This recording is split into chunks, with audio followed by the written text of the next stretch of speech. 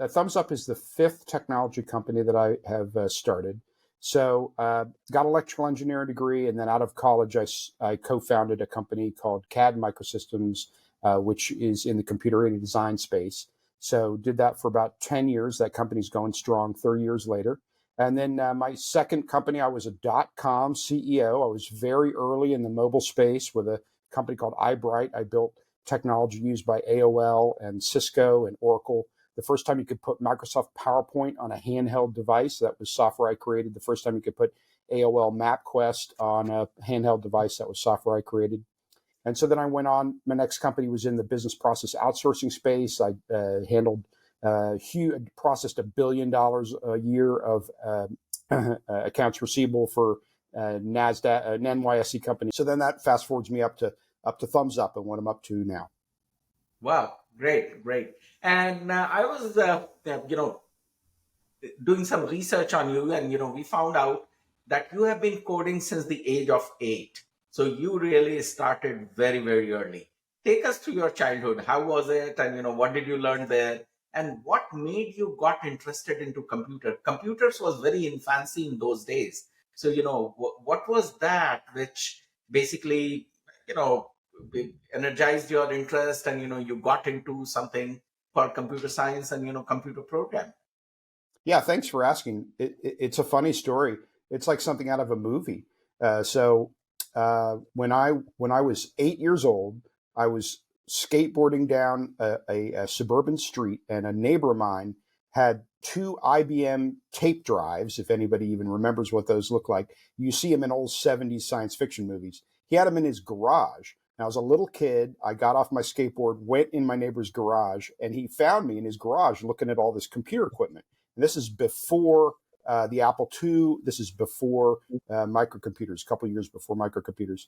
And he was my neighbor, next street over, very friendly guy. He had an infant son. He invited me into his basement, which sounds a little creepy, but he had two mainframe computers in his basement. And he taught me how to code and my parents, got to know him, and just a beautiful guy. And that got my start. So 8 years old, I was coding, it's like fourth grade. And then, fifth grade, we moved to a different place. I used to longhand write computer code when I was supposed to be doing my schoolwork. And then the next evolution was my father brought home an acoustic coupler to call the base mainframe. He was in the Air Force. So then, when the microcomputers came out, I already was a proficient coder by the time I got my first Apple II at like 13. And then I was a professional programmer on the Apple II in 1979, 1980, got a very early start at this. 1979, you were doing programming on Apple II. That is great. Yes. Getting paid for it. I was getting paid for it. You were getting paid for. How much did they pay you at that time? Oh, I made quite a bit of money on Schumann. So I was making, in high school, more than $10,000 a year in high school programming. And then when I was in college, I created my first software company. So I made $50,000 in my junior year of college from software I created. So I was always about getting paid. Super. Very nice. And you tasted money so young, and you were doing something very, very productive of your time, for which people were also paying you. So that tells me that you are a born entrepreneur, and how the economics works, the unit of economics of your hourly rate, or your delivery, and things like that. So congratulations on that. It would be great learning experience for so many listeners and viewers of this podcast to see that back in 1979 you were making over $10,000, and in a year over $50,000 just as a side hustle. So that is big. Now to your latest venture, Thumzup. I'll tell you, in India there is a cola company called Thumzup. In the early 70s, we drank that cola because Coke and PepsiCo were not in India at that point of time, and it was the thing. In fact, right now also Thumzup is so big that it sells here in some of the Indian stores. They import it from India, and it is a cola company. So, what is your story about Thumzup?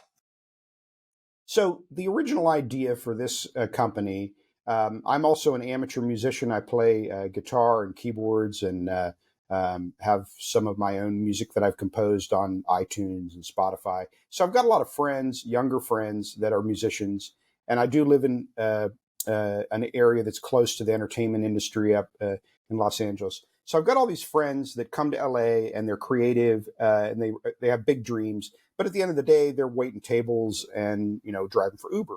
So my concept was there must be some way for me to connect this enormous $200 billion digital advertising industry to the everyday person, because everybody has one of them. They've got Facebook or they got Instagram or they got TikTok.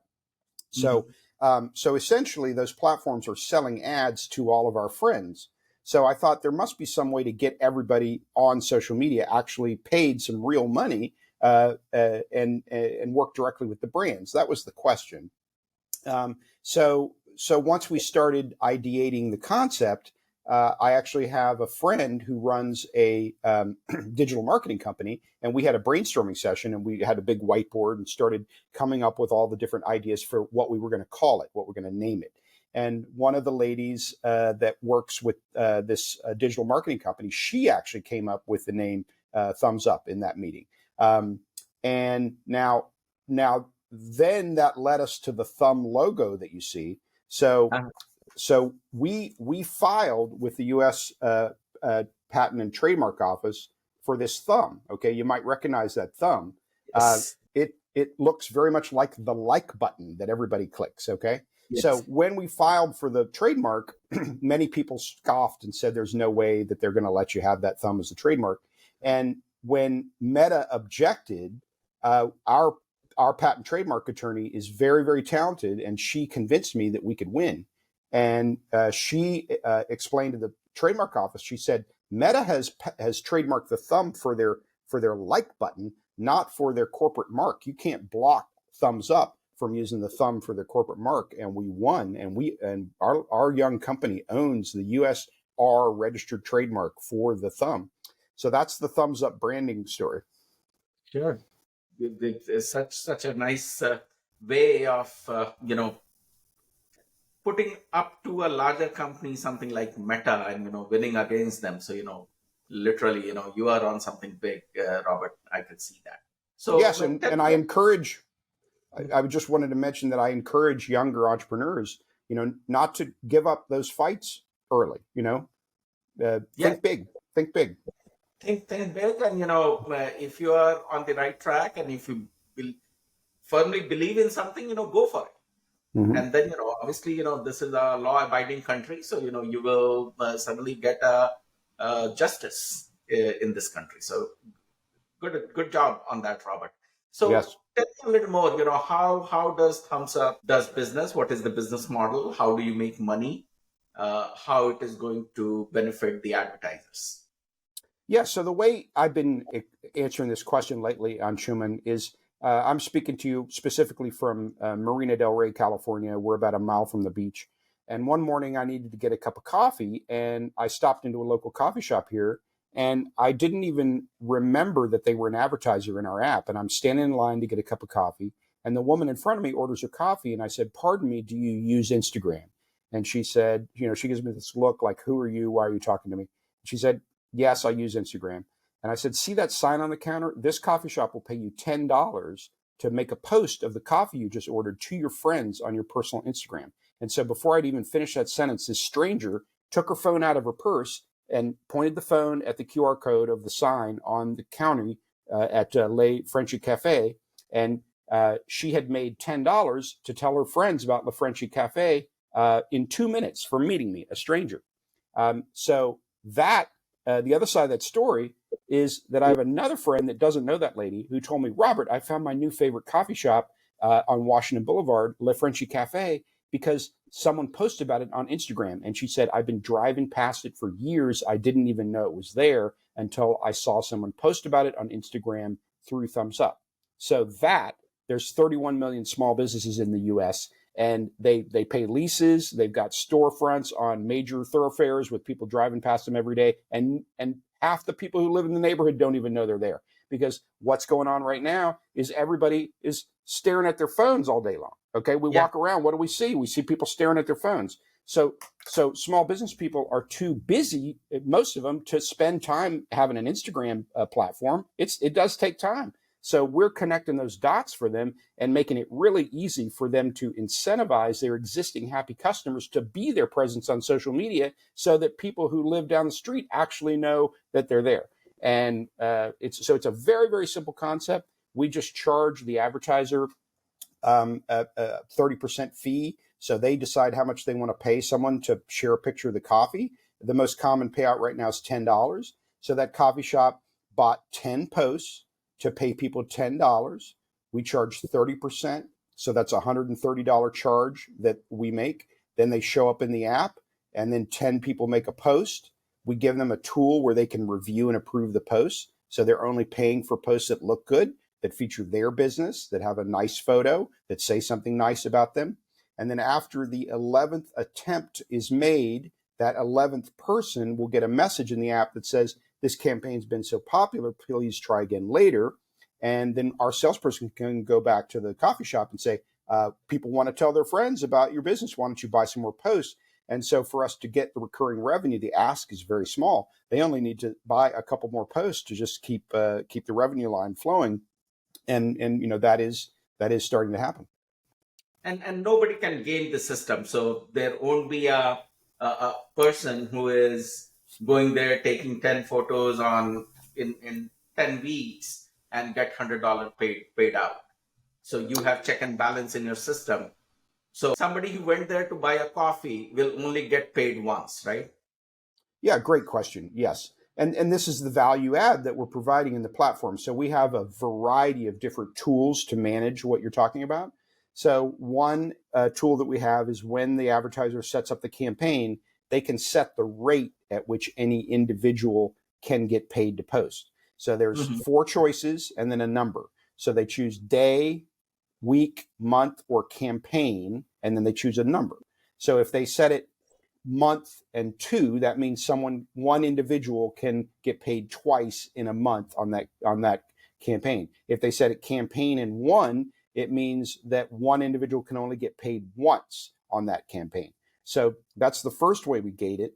The second way that we gate it is, we are a two-sided market, and different investors, lots of investors don't like two-sided markets, but when they work, they create incredible. So the reason why I mention that is that part of the answer to your question is we're curating the community. So on one hand, our vision is that everybody is a Thumzup user, not professional influencers, everybody. But at the same time, we are dealing with the general public. And yes, people do come along and try and cheat the system. So we have tools where we're looking for those people who are trying to do that. And then we communicate with them. We see what they're doing. They're not using it right. They've agreed to a terms of service where they've agreed to use it right. And they've agreed that if they don't use it right, they can be blocked.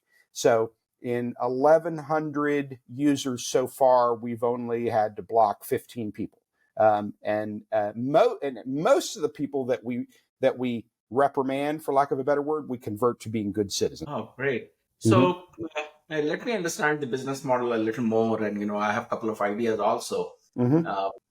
So people are getting paid in real dollars. It is not that, but, why not? If somebody is a lover of coffee and, he or she is going and, taking a picture and posting about coffee, the company does not pay them in real dollars, but, the credit for their next coffee. Do you have any of such kind of a business model in mind?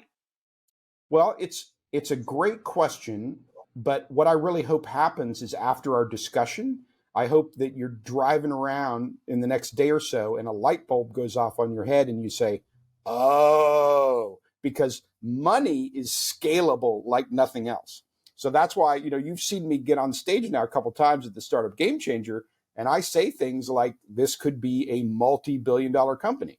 And so I come connecting the dots between the two things because gifts or swag or extra product is not scalable internationally the way cash is. Okay. So, I've studied Steve Jobs my whole life, and Steve Jobs was an expert at simplicity. So we've really sweat the details to make this really, really simple. It takes 2 minutes for someone to hear about the Thumzup opportunity and get paid to post. It literally takes 3 minutes for an advertiser to sign up. I've had advertisers sign up themselves from a cold walk-in. I walked into a store and handed them an iPad and had them sign themselves up while they were cashing people out of the cash register. So techies, venture capital calls that frictionless. So we're frictionless on both sides of our two-sided market, and only cash does that. If we were doing promos and giveaways of product, there's no way we could scale this as fast as we think it's going to scale. And then the other way to look at it is people are spending, they're spending tens of billions of dollars on Facebook ads. They're spending tens of billions of dollars on TikTok ads. Why not give your happy customers some of that money? Absolutely, yeah. That angle, I didn't think of that, and it is a great feedback that of course, real money going to the real users makes makes all the difference that you are looking for. So absolutely. How many customers do you have right now, Robert? Right now, there's about 220 advertisers in the app. So that's up from 30 last January, and it's up from 180 at the beginning of the year. So we've had substantial growth just in the beginning of this year. And when we were in Garden Grove, I mentioned from the stage that we had 5 new advertisers within the last 2 weeks just in South Orange County. So we're just now starting to go south and get a presence in Orange County. So right now, if a storefront want to sign up with you, somebody from your company need to go there with an iPad or some kind of a tool to input their data and sign them up, or is it going to be a SaaS model where they come to know about you and they can go online and sign themselves up? It is a SaaS model, so anyone listening to this right now can sign up for a Thumzup campaign at www.thumzupmedia.com, thumzupmedia.com. So it doesn't cost anything to create an account, so you can see the campaign setup component, and then you can be live in Thumzup. You can pay $1 and you can buy 1 post, and you'll be in the app, and you can give it a try and see how it works. Okay, so that's very, very easy to get in and give it a try. And so again, that's why we think that's highly scalable. The reason why you keep hearing me talk about people going door to door is because, if you look at Y Combinator, one of the Y Combinator slogans that they tell entrepreneurs is do things that don't scale. So in the beginning, when no one knows who you are, you have to use human contact to get people to adopt something new. So we're still very much at that stage, because that's why I'm on on your platform, because we are an early stage company. But we are very, very, very close to that tipping point where we're not going to need that human interaction to scale the business. But we did need it, to get it to this first level, this first order of magnitude. But we now have the situation, stores that are telling their neighbors, and their neighbors are signing up on our website without a salesperson, without a cost of sales. And Silicon Valley calls that the flywheel effect. So we are seeing the flywheel effect. Yeah, absolutely, and it certainly makes sense. First 1,000 customer real touch point to signing them up will give you a lot of feedback from the customers also. So now let's talk about the audience who is using it to post or to make that company or that storefront more popular on social media. So what are you looking in your audience who can take that picture and post it? Are there some limitations there that the company will decide, like number of followers, number of how active they have been on social media? What will it take for them to get paid? Yeah. So the default, similar to how Gmail has a bunch of settings that you may never touch them, but if you go open it up, you see all these defaults in your Gmail. So we have a similar situation where the new advertiser doesn't need to set any of the settings if they don't want to, but if they want to, they can customize a bunch of things. And one of the things they can customize is the minimum number of followers that someone has to have for them to be paid. So our default is 50, 50, which that is disruptive. So no one before has been interested in paying people with only 50 followers to post about their brand.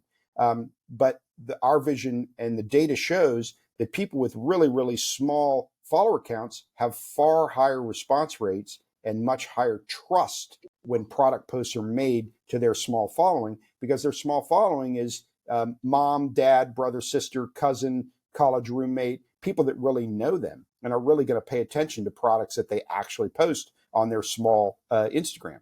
So without Thumzup, it's a waste of time for a brand to go after somebody with only 50 followers. But we're aggregating it. We're making it easy for them to engage hundreds of people with smaller follower counts. But at the same time, the brand can say, no, we hear your pitch. We only want to pay people with 1,000 followers. So they can set the minimum in the app. That's up to them.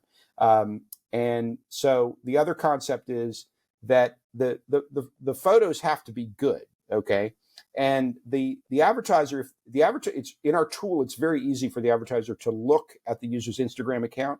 And if all they see on the user's Instagram account is product posts, then in the terms of service, the advertiser is absolutely allowed to reject that user and say, we don't really feel you're adding any value to us because all that's on your post is product post. But then also bear in mind that on the flip side, there's a lot of professional influencers out there that are being paid, and that's all that's on their feeds. Like one of the things that's really popular on Instagram is this notion of foodie accounts. So you have restaurant influencers that have 1 million followers, and the only thing on their account is food posts, and they're being paid handsomely by restaurants to promote the restaurant. But what we've tried to do on Schumann is put the advertiser in the driver's seat on our platform, and whatever their preferences are, they can design the campaigns. And then when the user clicks on their brand in the app, it gives them a set of rules of how they want, what the criteria are that the user has to follow to be paid. What is your go-to-market strategy, which has worked for you, and what is your go-to-market strategy for 2024? Yeah, so twofold. Okay, so our vision is that we're a gig economy company. Okay, so we really believe that there's a social shift where, like, look how hard it is to get people to come back to the office. All right, so we think that the future of work is that people are going to have multiple income streams. They want the freedom, they want the flexibility. So we're a gig economy company. We want to connect people to this $200 billion digital advertising industry. So the first way they can connect is by making posts on our platform. But the second way they can connect and make more money is to sell Thumzup in their region. So that's what's new that we're rolling out in 2024. So we call this our account specialist program. So we've signed up. So all of the businesses that we signed up near Garden Grove all came through our new account specialist program. So we're paying our users that are good, that we know understand the platform. We reached out to our user base at the end of the year and we said, in 2024, we're going to empower you to be able to sign up people yourself, so they can sign up new advertisers on their phone. And it's taken off. It's working really, really well.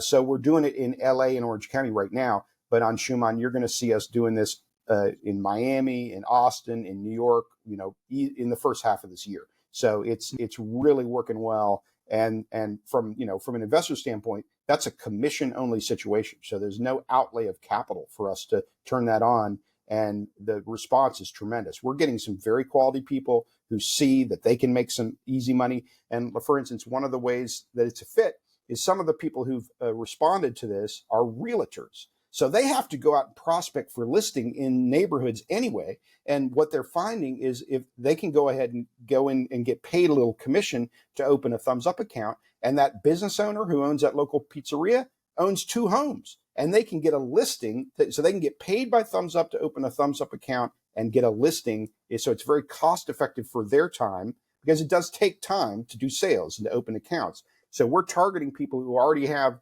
multiple forms of income, who they're getting a new lead for their other endeavor and getting paid for the prospecting through opening the Thumzup account. We think that's highly scalable. But then the second answer to your question is, I'm a Fortune 500 salesperson. So in my last company, I sold Warner Brothers. Warner Brothers gave me the rights to my last company for every movie and every TV show that they had. And in the past, I've sold millions of dollars worth of services to Amgen and FedEx and many, many big companies. So just yesterday, actually just this morning, I had the third call with a huge national ad agency who has looked at the Thumzup platform and said that they have multiple brands that they think will jump on this. So we're going to simultaneously do this grassroots, gig economy rollout at commission only with very low capital outlay. But then we're also starting the outreach to very, very large ad agencies. And the business model there is they're just going to resell. And this was a pull from them. I didn't propose this. They said, oh, we'll just charge our clients to run a Thumzup campaign the same way we charge them to run their Facebook ads. Yeah. It makes sense. All those large customers who have presence everywhere and they are on omni-channel, advertising mode. Thumzup could be another where it is really, driving the advertisers or driving the net new customers through good referral that your existing customer is giving you. So, it is a very good business model. And, if you remember, on our Startup Game Changer 4.0 event this Wednesday, Brand McMahon from Expert Dozo made a point that, people listen to people, and if somebody else is talking about you, it is much more powerful than you, beating your own trumpet, uh, talking about yourself. So, it is always good that, a new set of people are talking about your company, who is selling coffee, who is selling toys, who is selling donuts, and, whatnot, and even bigger retailers, so you are big on something. So where are you in your journey right now? You are raising fund. How much is that? And then a follow-up question will be, what is the exit plan? Sure. So last time I presented at Game Changer, we were in the middle of what's called a Reg A plus offering, and I've definitely had a lot of entrepreneurs at your meetings ask me about this because it is something that they want to know about. So the rules have changed, and now it's much easier for a early stage company to sell stock directly to the general public. And the tool that the SEC uses to allow people to do that is called regulation crowdfunding. There's two things, Reg CF and Reg A plus. We raised $1.7 million last year in a Reg A plus offering. It did an up round. So we were about, it was a 50% up from our prior round. We raised 1.7 million in a year where a lot of startups were literally going under because they couldn't raise capital, because we went directly to the general public. And we had about 150 individuals that made up that 1.7 million, because it was a tough year last year to raise $1 million from anybody for an early stage company. So that's definitely a message. And Robert Steele is available to anybody in your audience that wants any tips, any other entrepreneurs. I'm open and will help them any way I can. So that segues into the answer to your question. So now what happens is we are unique in that we did, the Thumzup is public. So the next step in our financing plan here is for us to be listed on a senior exchange. So senior exchange generally means NASDAQ or NYSE, and they don't like me to just say that I'm going to be on one or the other until it's come to pass. So we're in the process of preparing for all of that. And so we'll do an offering that's kind of, sometimes it's called a re-IPO, where the investor will invest simultaneously with us being uplisted on the senior exchange, because there's more liquidity on the senior exchange. It's got more cachet. We're currently on the bulletin board. Sometimes, people can, have opinions about it, but no one looks down on being on the NASDAQ. So we're very close to being on a senior exchange, and there'll be probably a $5 million plus round on that. But in the interim, we probably will do a preferred bridge before that. And so I did meet some people at the event on Wednesday that I'm talking to about that. So we haven't priced it yet, but I'm easy to get a hold of. And if anybody listening to this is interested in that preferred bridge, That's the next Thumzup funding opportunity. And then there's going to be a multi-million-dollar uplisting raise. Both of those will be for accredited investors only, unlike the regular. Very nice, very nice. Such a lovely story. You are a seasoned entrepreneur. What advice do you have for the new generation, or from experienced business owners, or professionals who wants to start their entrepreneurial journey? What they should look out for? Sure. Well, if I could go back to and talk to Robert Steele 20 years ago on Schumann, I would have said never give up. Okay. So I was super early in mobile, super early, and I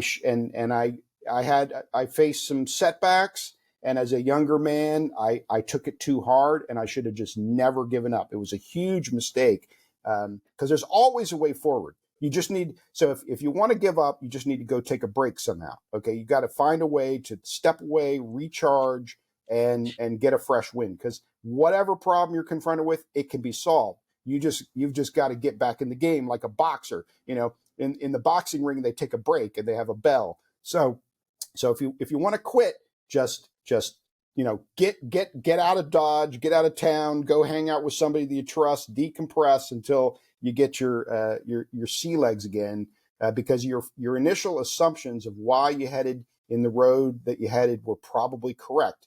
And there's also always a pivot in the same line. Yep. Because you spent as an entrepreneur, you spent so much time in whatever arena that you were thinking about, that you don't want to lose all that. And you spent so much time socializing what you were working on. That takes years to rebuild, and you don't want to lose that momentum. So that's the encouragement I give to anybody younger that is on the entrepreneurial journey is there's almost never a reason to give up. There is never a reason to give up. I Yeah, agree yeah, 100%. yeah.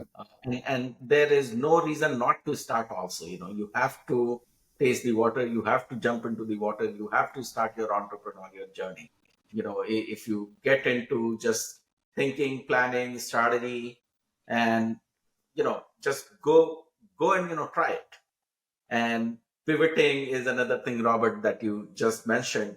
It is so important for any entrepreneur to keep it in his or her back pocket that you might have to pivot, and pivot has nothing wrong in it. It is just the market condition which allows you to make a certain change so that you are more closer to success. So super. Any closing thoughts, Rob? Well, just on what you just said, with my friends in my social group, I encourage everybody to start their own business, because when you work for yourself, there's no upper limit on your income. It's getting harder and harder for everybody to be an employee. It just is. Now, there is a price that you have to pay, and you just need to have good people around you, and you have to take care of yourself. But ultimately, if you just set out on your own and you be your own boss, then it pays off. And you mentioned, our country. I mean, this is still one of the things that makes the United States a very, very special place. I've been to more than 30 countries around the world. I've been to India. I consider myself a world citizen. But in the United States, it is still very, very, very possible to do just about anything. You can start washing windows or detailing cars and end up 10 years later, in a completely different line of business. But you're working for yourself versus having to, it's risky to be an employee now. It didn't used to be as risky. So that's my first closing thought. My final closing thought is I'm very excited about what you're doing with the startup Game Changer, and what Scott is doing in Orange County. I do agree and believe that there's a tremendous amount of talent. I was saying this to one of the judges on my panel. I said there's a tremendous amount of talent in Southern California, and we need to draw attention to professional investors that they need to be investing in Southern California. Yeah. Thank you so much, Robert, for appearing on my show. And we will process this video very, very quickly. And I would like to also invite you, I do topic-based AMA series, Ask Me Anything, and I bring in an expert like you. And I also do pitching masterclass. So certainly I would like to invite you on both, because, you have been pitching around, you go so many places, and you are not the first time entrepreneur. So that the young entrepreneurs can learn from you and from your experience. And then my team will be in touch with you, I'll be in touch with you, Robert, to come up with a topic based AMS series, where we will have live audience coming on our show, so that you can help them, guide them, mentor them. If you agree to that, it would be very kind of you, and my audience will love it, Robert. Oh, my pleasure. Yes, I like to help anybody. I mean, literally just before you and I spoke, I was on the phone with a entrepreneur giving him counsel and help right before you. And and I'm busy running my own company, but yes, I love to help people. Yeah. Thank you so much, Robert, and we'll see you soon. Okay, thanks, entrepreneur. Yeah. Bye bye. Take care. Bye bye.